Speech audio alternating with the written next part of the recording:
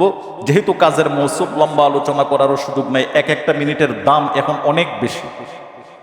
আপনার বৈশাখী সিজনে, আপনার এখন বৈশাখী সিজন চলতেছে না আমাদের, এই সময়টার মধ্যে এক একটা মিনিটের দাম তারা বলতে পারবে যারা কৃষক, যাদের কাজ আছে, যাদের ধান হাওরের মধ্যে রেখে আসছে অথবা রৌদ্রে দেওয়ার জন্য, শুকানোর জন্য রেখে আসছে, তাদের কাছে এক একটা মিনিটের দাম অনেক বেশি এই সময়টার মধ্যে। মুসলমান ইমানদার বন্ধুরা, আমি আপনাদের কাছে প্রশ্ন রাখতে চাই এটাই, আপনার সামান্য 100 মণ, 200 মণ, 500 মণ ধান জমিনে হাওরের মধ্যে থাকাকালীন অবস্থায় আপনার ভিতরে একটা ভয়ভীত সন্ত্রস্ততা কাজ করে, কখন জানি হাওর ভেঙে যায়, কখন জানি বৃষ্টি চলে আসে, কখন জানি শিলাবৃষ্টি হয়ে যায়, এই আতঙ্কে কখন আমি আমার নিজের ফসলগুলোকে, আমার ধানগুলোকে আমার বাড়িতে উঠাইব, এই জন্য মানুষ 24 ঘন্টায় পেরেশানিতে থাকে বৈশাখী মৌসুমের মধ্যে। সামান্য 100, 200 মণ ধানের জন্য যদি আপনার এত বড় পেরেশানি হইতে পারে, আল্লাহ বলেন, বান্দারে, আমি যে তোমাকে সৃষ্টি করলাম, তৈরি করলাম, এর জন্য কি তোমার সামান্য কোনো পেরেশানি নাই? এর জন্য কি সামান্য তোমার কোনো পেরেশানি নাই? সামান্য দানের জন্য, ফসলের জন্য তুমি পেরেশানি করতে পারলা, আমি 60, 70, 100 বছর হায়াতের জিন্দিগি তোমাকে দান করলাম, তা অনার্থক দান করলাম, অকারণে দান করলাম না বান্দা, আমি আল্লাহ এটা অকারণে দেই নাই। এই কথাটাই আল্লাহ তাআলা কোরআনের মধ্যে বলেন, ওমা খালাকতুল জিন্না ওয়াল ইনসা ইল্লা লিয়াবুদুন।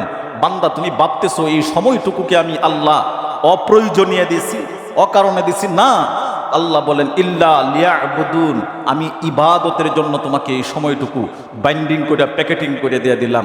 এই সময়টাকে হেলায় খেলায় নষ্ট করা যাবে না। দোস্ত, আমার যেমন দুনিয়ার কামটা, দুনিয়ার কাজকর্মটা, আমার খেতে কামারের কাজ, ব্যবসা বাণিজ্য, চাকরি ইত্যাদি, আমার যেমন সংসার পরিচালনা করার জন্য আমার এইগুলো যেমন দৈনন্দিন একেবারেই খুব বেশি প্রয়োজন, ঠিক তেমনিভাবে সংসারের কাজকর্মগুলোকে আমি যেমন সংসারের একটা অংশ হিসেবে গ্রহণ করে নিয়েছি, আপনার আমার মুসলিম হিসেবে, মুসলমান ইমানদার হিসেবে আপনার আমার করণীয় হইল, ভাই, আপনার আমার আল্লাহ তাআলা যে আমাকে হায়াতের জিন্দেগি দান করছেন, এই জিন্দেগিটুকুর, এই সময়টুকুর কদর করা এবং তৎ অনুযায়ী আল্লাহ দেওয়া, আল্লাহর দেখানো, আল্লাহর দানকৃত রাস্তা, রাসূল করিম সাল্লাল্লাহু আলাইহি ওয়াসাল্লামের দেখানো রাস্তার উপর জিন্দেগিটাকে অল্প সময়ের জন্য হলেও পরিচালনা করা, রুটিনে আবদ্ধ করে নেওয়া, এটাও আপনার আমার ইমানি দায়িত্ববোধের ভিতরে পড়ে। আমি শুধু মাত্র আমার সংসারটা পরিচালনার ক্ষেত্রে কিভাবে আগামীকালকে চাউল আনবো কোথায় থেকে, ধান আনবো কোথায় থেকে, ইত্যাদি ইত্যাদি আনবো কোথায় থেকে আমার সংসার পরিচালনা করার জন্য, দোস্ত, আপনার এটার জন্য এত মেহনত আর এত পেরেশানি করলেন, তো এটা চিন্তা করলেন না একটাবার? চিন্তা করবো না একটাবার?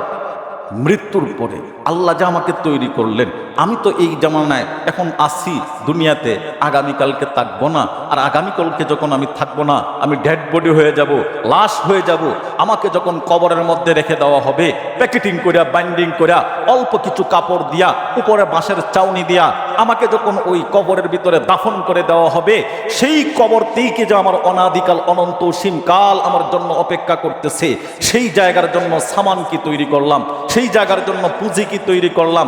আমি যে 60-70 বছর একটা কুকুর তার জিন্দেগি পরিচালনা করে, কুকুরে খায়, ঘুমায়, কুকুরের প্রয়োজন পড়ে, তার চাহিদা মিটায়, একটা সময় মিটে যায়, মরে যায়।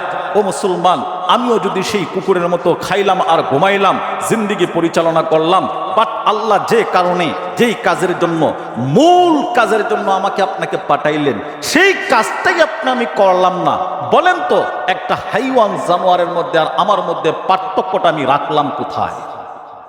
কথা বুঝে আসে? রাখলাম কোথায়? ডিফারেন্সটা কোথায়? কুকুর খায়, আমিও খাইলাম, কুকুর ঘুমায়, আমিও ঘুমালাম, কুকুর মেলামেশা করে, আমিও মেলামেশা করলাম, এটা তো ভাই কোনো জিন্দেগি না। আল্লাহ কেন পাঠাইলেন? আল্লাহ আপনাকে আমাকে কিন্তু দুনিয়া কামাইয়ের জন্য পাঠাই নাই। সহজ সরল কথা হলো, আল্লাহ আপনাকে আমাকে দুনিয়া কামাইয়ের জন্য পাঠান নাই, পাঠাইছেন কিসের জন্য?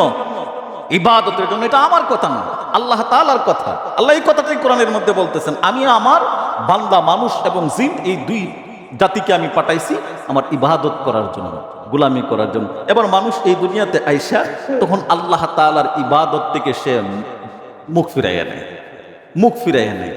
আল্লাহ তাআলা কয়, দেখো রে নাফরমান, কত বড় নাফরমান, কথা বলতেছে আমার দান, আলো বাতাস গ্রহণ করতেছে আমার দান, অক্সিজেন নাকে টানতেছে এটাও আমি আল্লাহ তাআলার দান। সব কিছু আমার পাওয়ার পরে আমার নাকের ডগার মধ্যে তাইকা এখন আমি যে কাজের জন্য পাঠাইলাম সেই কাজকেই সে ভুলে গেছে, সেই কাজটাই করতে পারে। এটা কোনোদিন মানুষ হইতে পারে না। চেহারা সুরতে মানুষ হইতে পারে, বাট প্রকৃতপক্ষে ওই ব্যক্তি কখনো মানুষ হইতে পারে না। এজন্য মানুষ তো এত সহজ বিষয় নয়।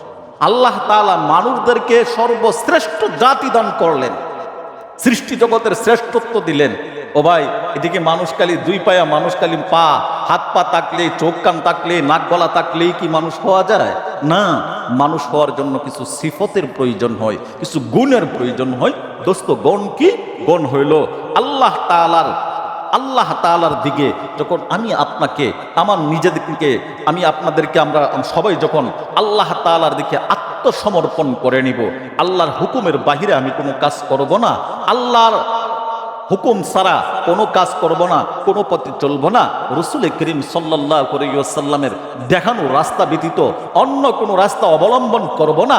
আল্লাহ বলেন, বান্দা, যদি তুমি অল্প আমলও করে থাকো, এই অবস্থায় বেশি কিছু করতে হবে না, অল্প কিছু করে থাকো, জেনে রাখো আমি আল্লাহ কিয়ামতের ময়দানে এই অল্প আমলের উসিলা দিয়াই আমি আল্লাহ তোমার তামাম জিন্দেগির গুনাহ মাফ করে জান্নাত দান করে দেব। সুবহানাল্লাহ।